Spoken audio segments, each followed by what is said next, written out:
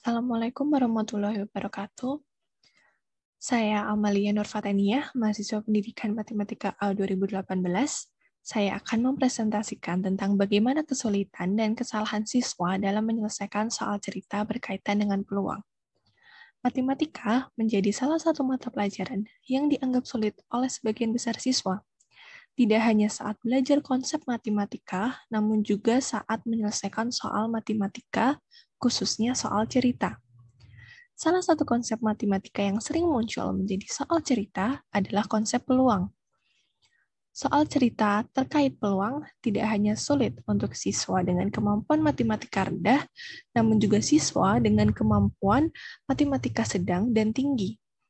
Selanjutnya, konsep peluang pada jenjang SMP yaitu titik sampel dan ruang sampel yang biasanya menghasilkan soal cerita tentang koin, dadu, dan kemungkinan gagal berhasil.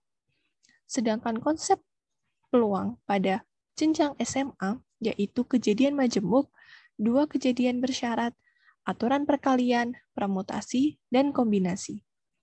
Selanjutnya, terkait kesulitan siswa dalam menyelesaikan soal cerita berkaitan dengan peluang, yaitu siswa masih kesulitan dalam memahami soal. Lalu hal itu akan berdampak pada siswa yang sulit memilih rumus untuk menyelesaikan masalah yang biasanya terjadi, yaitu pada siswa SMA yang masih mengalami kesulitan dalam penggunaan konsep atau rumus tentang aturan perkalian, permutasi, dan kombinasi. Berdasarkan hasil penelitian, didapatkan informasi bahwa terdapat 4 jenis kesalahan dalam menyelesaikan masalah pada materi peluang, yaitu kesalahan dalam memahami soal, menyusun rencana, melaksanakan rencana, dan kesalahan dalam memeriksa solusi yang diperoleh.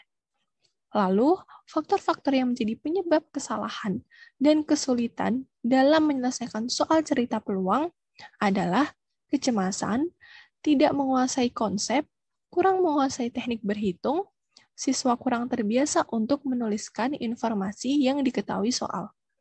Sekian presentasi dari saya. Wassalamualaikum warahmatullahi wabarakatuh.